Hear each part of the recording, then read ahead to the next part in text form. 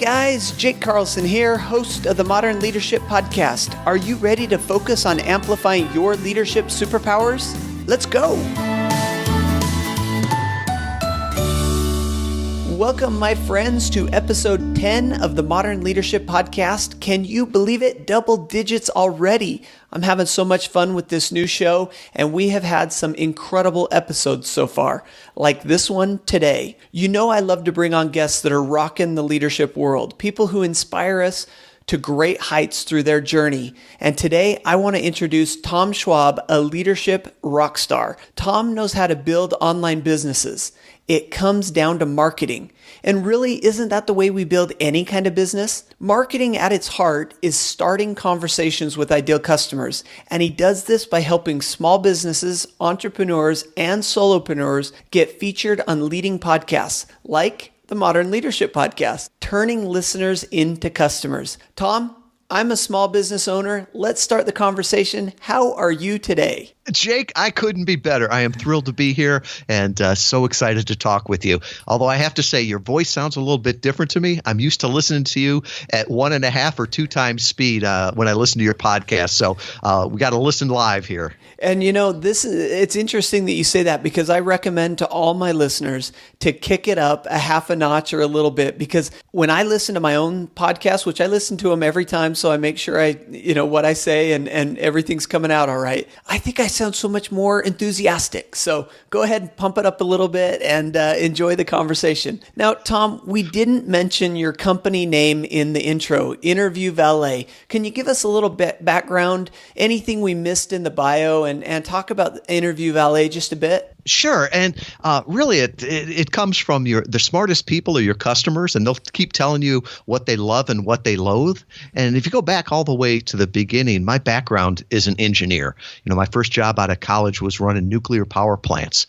So I've always looked at things as systems that work and can be improved. And so when I started building my own business, we did it with inbound marketing. And, it's basically using content in order to, attract customers, engage them, delight them. And, 10 years ago, blogs worked really good for that. And a few years ago, when we started to help other companies do that, one of the things that we noticed was that blogs weren't converting nearly as well as they used to. It was almost saturated. And we had one client that just had a great voice, had great stories. He sounded a lot like Zig Ziglar. And his blogs just weren't converting.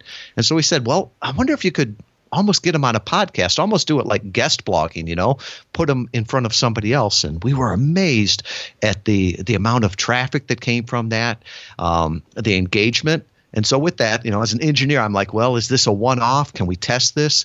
So over the last few years, we've tested, we've improved it, and really have a system now. And really, it's the idea of it lets our clients be the guest, and we take care of all the rest. We take care of the pitching, the prospecting, the preparation.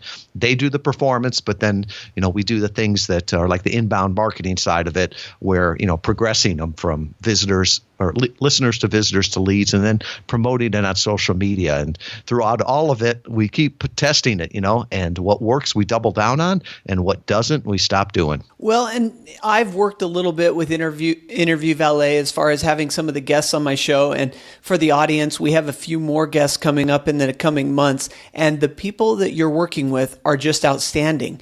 And they're coming prepared, and they're ready to have an engaging conversation that's very interesting. And so how do you go about this systematized process? How do you get the guests that are ready to come on the show and talk about what their expertise are? How do you translate that, their idea into actual reality? Because you're not standing there holding their hand when they come on the show. They're doing that kind of themselves with a little coaching, I imagine, from behind. It is. And there's some coaching, but what we have found is it's not just the interview that makes the business results, right? Getting on a podcast is easy. There's 400,000 podcasts out there. Just to get on one is super easy, but that doesn't mean that it's the right one or that it'll give you business results. And before we even start working with a client or a customer, we look and say, do you have the foundation for what you need to really leverage podcast interviews? And we looked back at our first 100 clients and said, what made the difference of awesome results and what made the difference between just good results. And one of the things we found was there's 3 factors and they sort of multiply on each other. So it's message, market, and machine. The message, do you have stories to tell as opposed to just something to sell? Because nobody likes to listen to an infomercial. The market is, do you know who you want to talk with? And do you have something that can add them value? We had an author come to us one time and we said, well, who's your ideal customer? Who do you want to talk to? And he came back and said, well, anybody that's got $20 and wants to read a book. And I'm like, no, that's, this podcast is very, very targeted. You don't want to waste people's time. You want to give them good information. So, and then the final one is the machine. So do you have a website, a social media presence that is going to instill confidence? So after somebody hears you on a podcast and they go to your website or check you out on social media, is that going to help you or hurt you? So with all of that, we go to our clients first and say, do you have the message, the market, and the machine? If not, here's some things you can do, and then we'd be happy to work with you from the standpoint of, we just, ultimately we don't want more customers. We want raving fans that get great results with this. So we make sure that they've got that foundation there. And then the final part is the match. We focus on 3 verticals really, which is business, which is our biggest one, faith and Christianity, and then health and nutrition and wellness. A couple of weeks ago, I was talking to a comedian, seriously, a real comedian, and he's like, could I use this podcast appearances to grow my business, to get more shows and all the rest of that? And I'm like, I am certain it would work for you, but that's not a vertical we focus in. So best of luck to you. Let me help you in any way I can, but that's not our vertical. And Tom, I want to unpack a little bit of what you said there, because although you were talking about podcasting and you were talking about getting guests on different shows, if we really sit down and we unpack what you said, it is transferable across all industries and across all businesses. And what you're saying is you find what you're good at, and then you work with the people who meet the needs that you have and the offers that you can have. And, I'm reading a book right now, and the focus of this book, and by the way, he's going to be a guest on the podcast coming up, Mike Michalowicz. I'm not sure if you've heard of The Pumpkin Plan. And Profit First, and Profit all of his First, books yeah. are great. And he's going to be on the show here in a couple of weeks. And so I've been really diving into all his books to make sure that I'm prepared to talk with him. And one of the things that he talks about, the big deal that he's talking about, and I think you're saying it as well, and that is find where you're good. Find where your skills and your passion, your desire, the abilities that you have to add value. Find where those are, and then go and find those ideal clients, those ideal customers. And then together you guys can reach heights that you wouldn't be able to reach. And one of the stories he tells, in fact, in Profit First, I was just reading it last night, he talks about the guy who does the leaves at his house. And when he comes by to do the leaves, one of the things he says is, I noticed one of the shingles on your roof is missing. I'll go up there and fix that. Well, once you start becoming the jack of all trades, you are the expert of none. And so I think what you're saying, Tom, is if you want to be successful in the podcasting business, or if you want to be successful in any business, it really is these 3 things. Understanding your message and how it relates to your ideal client, understanding the market, which is understanding your ideal client, and then finally your machine, your process of getting to that market. And is that what I'm hearing? Very much, Jake. And, I always say the worst business advice I ever got was from my grandfather. And it's the only wrong thing that old Irishman ever told me. But when I was probably 18, 19 years old, he told me, choose carefully who you drink with because you can't choose who you work with. Now, for him, that was true. He was a mechanic in a small town. If you came in with the car, you were his customer. But for us, it's so much different. We've got access to billions of potential customers, and we don't need and shouldn't want to work with all of them. We just need to find the people that we can thrill and that will be thrilled by what we do. And I think that's why podcasting works so well. If somebody hears you for 30 or 45 minutes and they're like, that was interesting, but they move on from there, well, that's great. But if somebody goes, wow, I really resonate with that person. I like them. I could see working with them.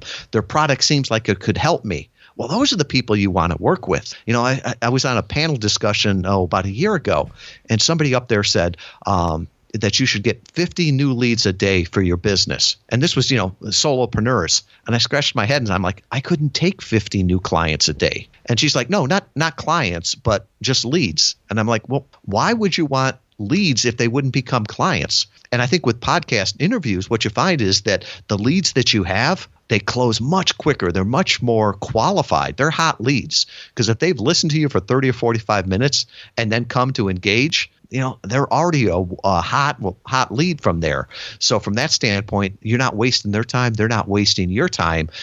They've sort of pre-qualified themselves. And we talk about different learning styles. We talk about people who learn by seeing. They want to read the whiteboard. They want to read the chalkboard. They want to read the book. And that's how they learn. You talk about people who learn by seeing, and they like to go to YouTube and watch slideshows, or they go to LinkedIn and watch SlideShare. And you talk about these audible learners and people who are just consuming information. And when you talk about someone who's willing to sit down and listen to what you have to say for 30 to 45 minutes, there is a deep relationship bond that happens there. And I'm sure this has happened to you, Tom, when you're at a conference and you meet one of your listeners and they come up to you and they start talking about life, things that you have talked about on your podcast, because they are already best friends with you. They have had you in their ears, some of their most intimate moments of running at the gym or walking on the beach or driving to work in the car. And because of that, they have created a relationship. And so I would absolutely agree that as you get these guests on the shows and as they add value, the relationship, the client relationship that is created through that experience is like none other. I mean, there's nothing else out there right now that is more focused with less interruptions than listening to a podcast. And that's why for almost 3 years now, we've been doing a weekly podcast. We just love it. And you were so right, Jake, because from the standpoint of people are still talking about how do you break through the noise? Well, I was on a plane a while back and it struck me that the gentleman next to me could have been my ideal customer, but there was no breaking through the noise to talk with him, right? He had his headphones on. The only way that I was going to break through the noise was to get in on the conversation. And then I was on the bus going from the airport downtown. It was the same thing. People were choosing what they listened to. So to me, trying to break through the noise, that's a losing opportunity. You need to get in on the conversation. And the conversations are so intimate in podcasts. I've had the discussion too of what converts best. Is it video or is it audio? And while I'm more of a visual learner, so from the standpoint of I will not read an instruction manual, but if I go to YouTube and find the video that shows how to do it, boom, I can nail it. But from that standpoint, we don't always have time to watch the entire video because podcasting is probably the only thing you can do listening to it while you're multitasking. And I'd almost argue that it's more intimate with a podcast than it is a video. Because if we have a video, you're not sure, is this take number 1 or is this take number 4? Are there cue cards? Is there a teleprompter? Do I have my video voice on? All the rest of that. But when you're doing a podcast, it's almost like you and I are sitting down having coffee and somebody is in the next booth over with their back to us. And they're just listening in on the conversation, the jokes, the ands, the ums, all the rest of that. And I think that's why it connects so well. And I think that we're going to see more and more of this. And part of the reason that we talk about, you, me, visual learners, and now we're starting to go into YouTube is because of how we've been raised. We were raised reading books. We were raised watching TV or watching movies. And so we're used to seeing things written and we're used to seeing things on video. We're not used to hearing, these kind of stories in our headphones as we're running at the gym. And the only thing previous that was like this was like AM radio, it was like talk radio. And if you weren't into politics or, some of the political discussions, there really wasn't any medium for you to just sit, or let me add, not just politics, but also sports. There was sports talk radio. Mm-hmm. But now you can have any kind of conversation that you want. If you're into leadership, hey, guess what? Modern Leadership Podcast. If you're into dancing, if you're into yoga, if you're into scuba diving, there is something out there for you. 400,000 podcasts going right now. There's a lot out there for you. I was shocked the other day, Jake. Have you ever heard of pickleball? Yes, I have. And it's starting to gain a lot of popularity. I had never heard of it before, but somebody explained to me what it was and that there are 8 podcasts right now focused on pickleball. Can you so believe even that? even if that is your niche, there's some place that you can go and probably get 8 hours of content a week on that. And I think of it from an advertiser standpoint. If I have the best pickleball equipment in the world, where am I going to advertise that? It's not going to be on the Super Bowl commercial. It's probably not going to be on Facebook ads. It's probably going to be getting on those podcasts and talking about it, because that's like, at that point, fish in a barrel.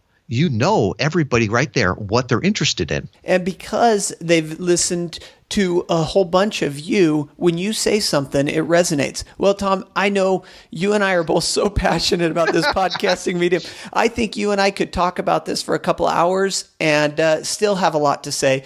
But I want to talk about a few other things, as long as I've got your ear now to bend. I want to talk about, how do you keep your business life separated from your personal life? Or how do you work on your business and not work in your business? Or, take that any way that you would like. Yeah, for me, it's a struggle, and I think a lot of entrepreneurs, their life is their business, and I don't look at a work-life balance. I love what I do, I love my business, and it's part of my life. That being said, I don't want it to be just my life, right? Because if your entire identity is just around your business, that can be a scary thing. Even to the point when you sell your business or retire, that can be devastating. So for me, quite a few years ago, a buddy of mine and I decided that we would never retire, because if we retired, we'd drive our wives crazy. So we decided that retirement was doing interesting things with fun people and writing off all the profits as tax deductions. And so really, that's the way I look at my business right now. I love what I do. I'm doing interesting things, working with fun people, and writing off the profits as a tax deduction. So to me, those interact right there. I think the biggest challenge I have, Jake, sometimes is not working on my business, but in my business. And I've got right now on my computer, there's a picture, and it's of 2 kids on a teeter-totter. And one of the things, and underneath it says, "You're not helping when you're helping." And so it's a constant reminder to myself that if I want leverage, it's not doing it myself, but it's teaching other people to do it. And, from a leadership standpoint, you don't judge a leader by how things work when he's there. You judge a leader by how things work when he's not there, or she. Yeah, and you bring up an amazing good point there about, as a leader, you got to allow your people to do what they do best. You have skills, you have these traits that can really take the company to the next level, but you can't do everything. They're not all your skills, they're not all your traits. And you got to bring people in, surround yourself with people who can help take you to the next level. Now, with that, sometimes it's a balance. Sometimes it's trying to figure out where you fit in. And especially as you work with solopreneurs and with small businesses, I would imagine that you bump into a lot of people who are wearing a lot of different hats. And so what do you recommend to those small business owners? You're talking to me here. I'm a small business owner. I'm wearing a lot of hats. How do we determine what's important for us to work on? And then how do we make that transition step to, maybe hiring somebody or eliminating some of these things? Yeah. And I think, I'm preaching to myself with this also, because I think most people struggle with this, right? It's the curse of the creative. There's so many things we could do, but it doesn't mean we should do all of those. And the older I get, the more I realize that there's a lot of things that you can do, but not do well. And you only get paid for things that you do with excellence, that zone of genius. So I would always ask people, Sinatra only sang. What is your thing that only you can do? And this really came from one of our clients, right? He came to us and we were teaching this system of how to do podcast interview marketing, because it's not magic. It's a system that we've put together. And he came to us and said, "I understand it, but Sinatra only sang." And I said, "Well, what do you mean by that?" He says, "Well, I want to be the guest you take care of all the rest. He says, I can do things with excellence. I can tell the company story. I can be the front man and tell our story. And that's something that only I can do because I know that. But he said, all these other things, I need you to be the roadie for that. So I think with all of that, just look and say, what's the one thing that I can do and that can get roadies around me to help me do those other things? Because there's other people that can do that with excellence. And you're stealing from them if you don't let them offer or work in their area of genius, and you're also almost stealing from the audience if you don't give them your best. Think about it. If the Rolling Stones had to move all of their equipment, they probably would have done 1/10 of the albums and 1/100th of the concerts.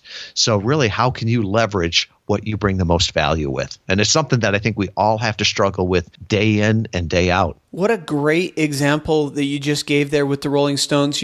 I have had a number of guests come on the show, and we've always talked about balance, and we've always talked about, you've heard the quote, he who chases two rabbits loses both of them. And the way you described it with the Rolling Stones just absolutely resonated with me, made so much sense, because there are a lot of bands out there that are hauling their own gear. I had a next door neighbor in one of our previous places that we lived who was in a band, and he had a van out in front of his house that had all the equipment, and he would spend 3 hours before the show hauling it out there, setting it all up, playing the gig, taking it down, putting it back in the van, and driving it to his driveway. And he wasn't making any traction. And the reason is because he was losing 6 hours every time they performed, where he couldn't be writing new songs, or couldn't be marketing, or out there signing autographs, or having parties with people who wanted to see. All these kind of things that he wasn't able to do because he was spending time doing something that he probably shouldn't have been doing. And if you want to be serious about your success, you got to find out what only you can do, which is, hey, Rolling Stones, you play music, or Sinatra, and let somebody else do the stuff that you shouldn't be doing. And the thing is, Jake, is that guy that was your next door neighbor, God love him, he was working hard. In some ways, I'd say he was probably working harder than the Rolling Stones. Right? Because what he was doing was actually work. What they were doing was in their zone of genius there. I'm sure that guy would have much rather been sitting around playing or writing songs or doing the things that were fun as opposed to hauling the equipment. So sometimes we're working hard, but not getting the results with it. And I think as an entrepreneur or as a small business owner, one of the things here to keep in mind is that as an entrepreneur, as a small business leader, you have a little bit of risk built into you already. And you've got to understand that you're going to have to stretch a little bit. For my next door neighbor to hire somebody to do this equipment was going to require some cash outlay. He may not have had it. He may have said to himself, I have more time right now than I have money. But when you're looking for the long term, when you're looking at what can help take you to the next level, you got to take that strategic investment, invest in your future, in yourself, and the return will be amazing. So I appreciate that. I wanted to come back on something that you said a little bit earlier and make sure that we didn't gloss over it, because it's something that I absolutely believe in my life and in my career, and that is you decided you were not going to retire. And I want to ask you just a little bit about that. What does that mean to you? I'm not going to retire. To me, it's I believe that we're put on this earth to serve, to be creative, to do those things. And I've seen so many people where at a certain point they stop that and they get old real quick, or they die. They lose their purpose in that. And you could point to, coaches, Joe Paterno, Bear Bryant, all the rest of that. They died the season after they ended. You could point to people right now that are on the Supreme Court that are still productive in their 80s. So what's this magic thing about when I get enough money or when I turn 65 that all of that ends? Now, I may not keep that same level or that same pace. Right now, even my wife and I try living in a different city every week, one week out of the month, because I've got a virtual business. I can do that. And to me, it's that work play thing that we talked about before. So that standpoint of, am I in vacation? Well, no, I'm still dealing with, business things. I might get up at, especially on the West Coast with the time change. I might be up at, 3 a.m. and I'll work from 3 a.m. to 11, but the rest of the day is open. So from that standpoint, some people would say, are you retired in the afternoons? Well, sure, but I'm still doing the fun things in the morning. It's a common question when people ask me how often or how much I work each week. I always say probably, 10 to 15 hours because that's what I consider actually work. The rest of the time I'm having fun. My wife would look at it and say, no, he's working, 50 hours a week. So it's really how you look at it. Yeah, it's all a matter of perspective. And the reason that I ask you about retire is because over here on Modern Leadership and what I teach is that there's 3 stages in life after you get, basically done with your undergraduate college. The 3 stages are this: learn, earn, retire. And so right as you come out of college, you go into this learning phase where you're in your first job. Maybe it's not your first career yet, and you're really learning what it takes to work hard and be reliable and get the things done, learning how to work with a boss, these kind of things. And once you master that, you can move to the next level, which is the earning phase. And this is where you have to put in a lot of nights and a lot of weekends. This is where you distinguish yourself from the rest of the pack, where you're really putting in the time earning your keep and showing people your value. And then you pass into this 3rd stage, which I call retire, but happens it could happen at 40, it could happen at 50, at 65, at 70 or 80, because to me, retirement is not about sitting on the porch, sipping iced tea and talking about the weather. Retirement is being able to do what you want to do when you want to do it. So for you, yes, you got to get up and you got to work at 3 a.m, but come 1 p.m, I don't know if you're a golfer, but you could be out on the golf course doing what you want to do. And nobody is telling you, Tom, you're not going golfing today. Well, maybe your wife is, but at that point in your life and in your career, if you think of a lawyer, if you think of a doctor, you think of somebody that's working in finances, but they've worked hard throughout their life, they've learned, they've earned, and now they're at the point where they can decide, hey, I'm going to take an hour and a half lunch today instead of an hour, and so on and so forth. And that's why I wanted to ask you about that. Moving on real quick to another topic that I wanted to talk about, and that is we love talking mentors and mentorship on the podcast. And how do you get as a mentor, as you go through life and as you go through your career, you have opportunities to take people along. And with Interview Valet, one of the things you get the opportunity to do is you get people who want to be on podcasts, but they might not be ready. So how do you get them to reach their full potential? And not just in the podcasting realm, but in life and in mentorship. How do you take people to the next level? I think everybody, needs to be a mentor and needs to have a mentor because we're all making it up as we go, right? You've never been to where you're going most of the time there. And so sometimes it's just, showing them what is possible, showing them the roadmap of that, giving them the encouragement and the belief in them also. I'm a big proponent of mastermind groups because, that collective, that ideas, the support that comes from that is just amazing. And also with the technology now, it's so easy to connect with people throughout the world. And, it's what is it? Jim Rohn said you're the average of the 5 people you spend the most time with. As entrepreneurs, as business owners, if we're just spending time in our office with ourselves or this limited amount of people we have around us, we're never going to get better. We need to intentionally go out there and find different people. And so for me, that thing with masterminds has been so powerful, Jake.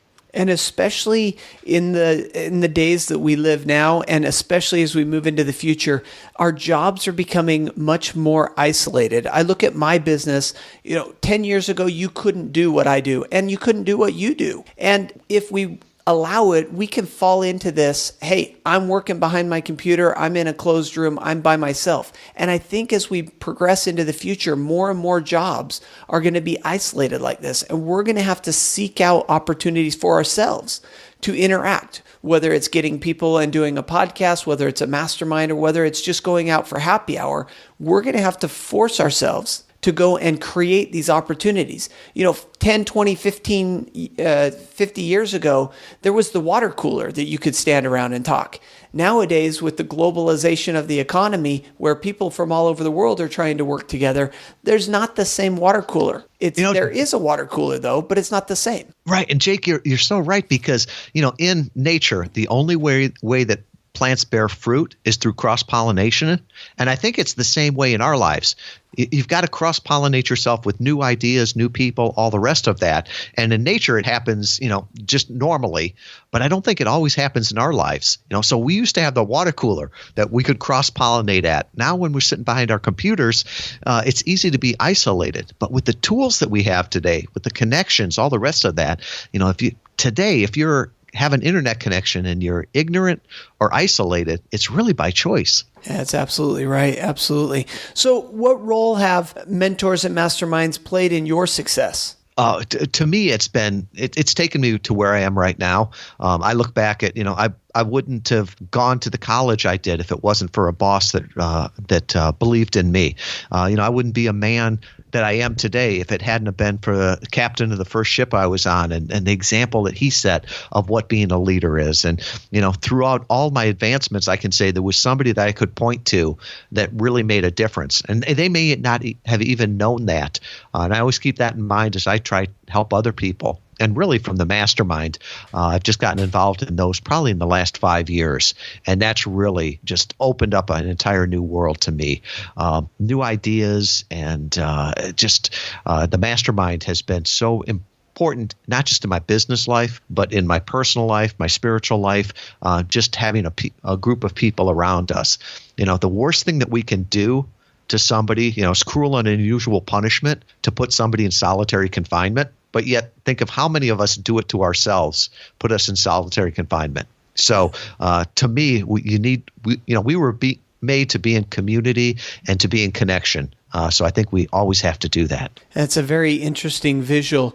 I've been in Prague here for the last 75 days, and one of the things we've gone out to see is some of the concentration camps from World War II. And as we went on these tours, they talked about the isolation. They talked about how they would put these prisoners or some of the Jews in these isolation chambers where they had no light and they had no interaction with people, and how that was the worst punishment that they could give them. And it's a visual that has a lot of impact. So before I get to the next section, I do want to ask one last question about mentoring and masterminds, and that is, how do you recommend some of us younger folk that don't have a mastermind, and I say us, I have my mastermind groups, and I'm not necessarily younger either, but how do you recommend for some of us to go out and find a mastermind group or to get involved in these mastermind societies, groups that can help us? Yeah, I think the big part is just making yourself aware and letting other people know that that's what you're looking for. And being open to that. I'm always amazed that, the best masterminds aren't the ones that are advertised on Facebook, but it's that you get invited from somebody else that says, hey, Jake would be a great addition to this group. So being open to that. And the other thing too is that, I often tell people you can learn how to do a mastermind, either by trial or error or getting another one. But if you've got some like-minded people to say, hey, let's get together. And, especially now with the internet, it's so easy. It's so free, to jump on Skype or Google Hangouts or, the mastermind that I'm in, we use Zoom, which is, $9 a month. And no matter where we are on our smartphones, behind the desktop, you can connect from there. And we've got people throughout the world, and they can get together and talk, go through the agenda an hour each month or an hour each week. So from that standpoint, I think more and more of them are popping up. And then also look and say, what do I want to get out of this? Is it just an industry specific one where I want to be in the same people in the same industry? Or do I want one that's more diverse? I like the diversity of it from the standpoint of, my friend in the United Arab Emirates, he sees the world a whole lot different than I do in the United States. Even somebody in Canada sees it differently.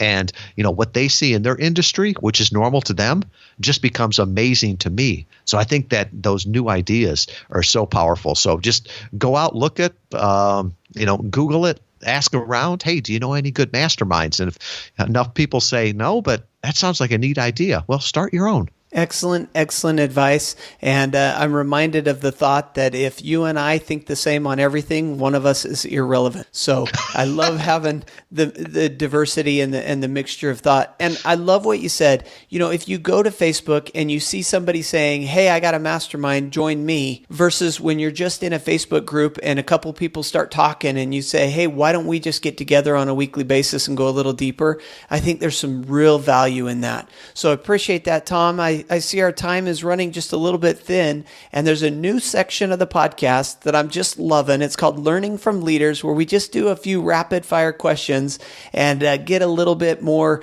knowledge of who you are. And so if you're okay with it, I'm ready to get going. You want to jump into the Learning from Leaders section? I love this section. I'm ready. Oh, perfect. Book currently on your Kindle or bedside table? Yeah, it's Play Bigger.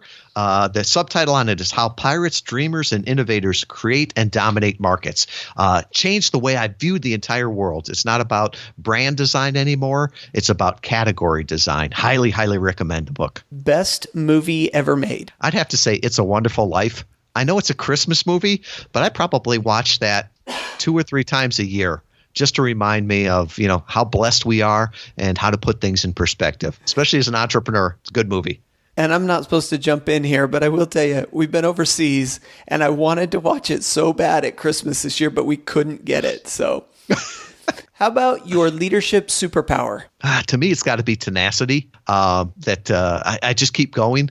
I once had a client that told me he didn't know if I was the stupidest sales rep he'd ever seen or the most tenacious, but I just wouldn't go away. And he went on to become my best client ever and a good friend. How about a motivational quote, philosophy, or mantra? Yeah, for me, it's got to be this.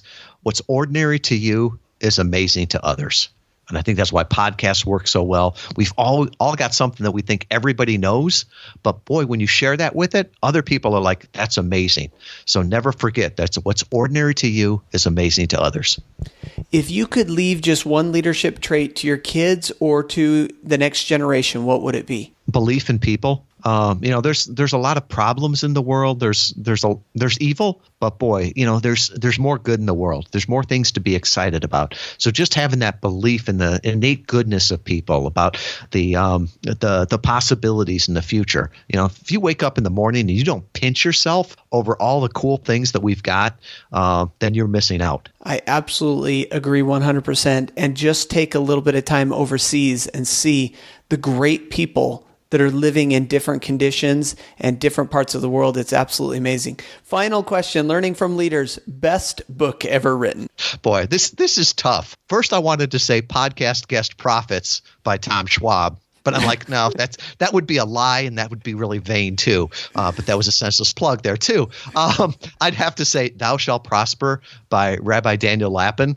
And I'm not even Jewish, but I've loved that book because it just talked about you talked about the concentration camps there in Poland and everything, and it talks about how the Jewish people have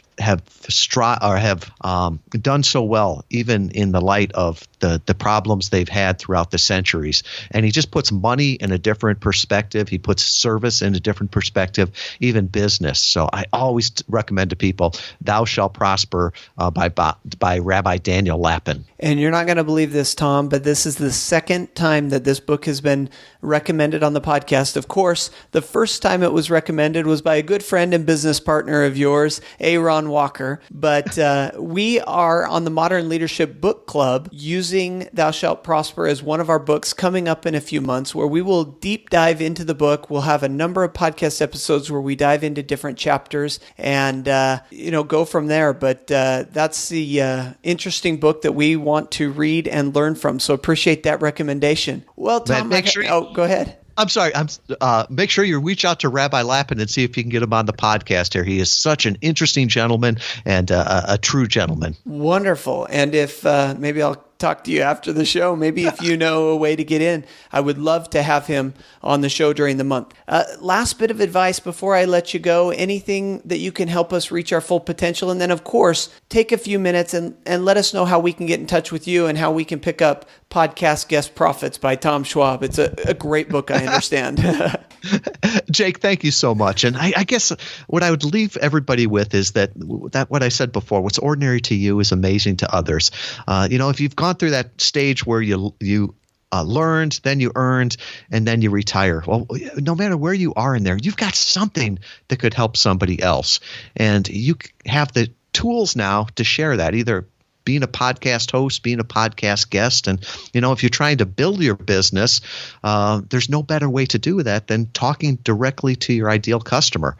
They're going to listen to somebody on a podcast, and it's either going to be you or your competitor. So make that decision now. And if I can be of any help, please reach out to me. The easiest place to get in touch with me, I know people are probably multitasking as they're reading or as they're listening to this, but just go back to interviewvalet.com/modern leadership. I'll have all the things there about the book, podcast guest profits. There's a checklist that I use every time before interviews. I always put that one up there. That'll help you have a great interview your first time. And there's even a little infographic there on the 6 steps to getting on your first podcast interview. So go ahead, take action, and come visit me at interviewvalet.com/modern leadership. There's something that you could share that would be amazing to other people. And we appreciate that, Tom. I'm going to link that up on the show notes so that everybody can go there. And I'm going to go there myself because I would love to get my hands on this information. Tom, I can't thank you enough for coming on the show, delivering so much value. We talked mentorship. We talked chasing rabbits. We talked message, market, machine. We talked about a whole bunch. And I just thank you for your time and the value that you bring. Thank you, Jake.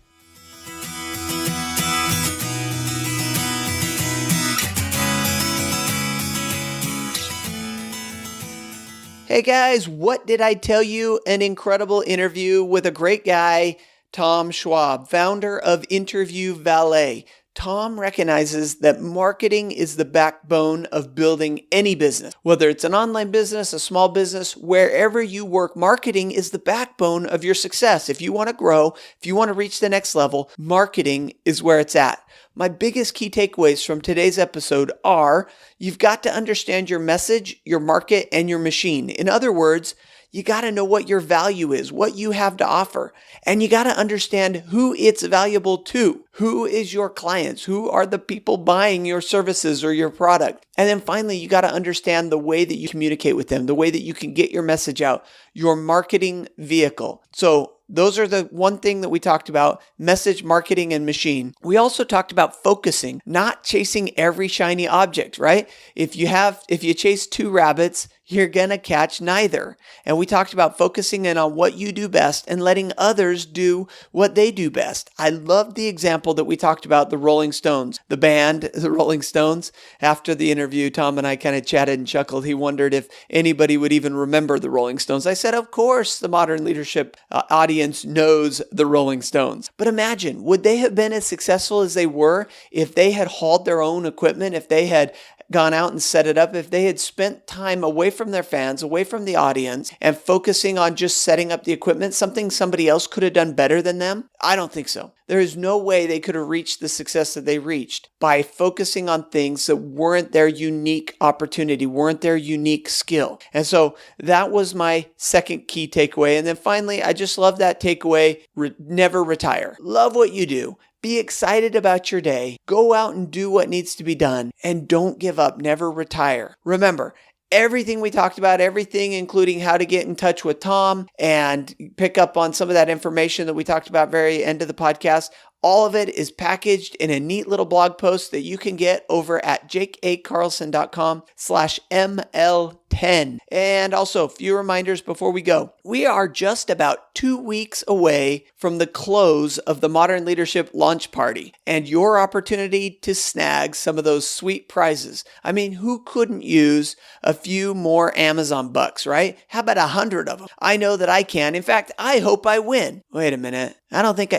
As host of the podcast, I am disqualified, but you are not disqualified. You can win, but only if you head over to jakeacarlson.com/win, WIN, and get on the program. Second, if you want to 10x your growth this year, you can. You got this, and I can help you. A few of us in the Elite Achievement Academy are driving to our best year ever. And to get some more information about this And to join in, head over to jkcarlson.com/10x growth, and I will see you over there. But until then, I want to wish you a great day, an even better life, and stay awesome.